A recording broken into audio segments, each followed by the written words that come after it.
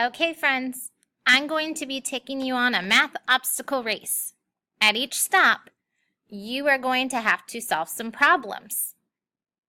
For this obstacle, I need you to get a dry erase marker and draw this number bond. You can draw it on your table. You can draw it on a dry erase board. Pause the video to draw your number bond. Great.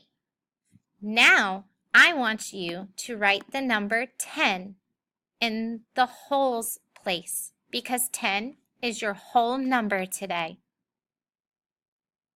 With your dry erase marker, I now want you to finish this number bond because the parts are missing.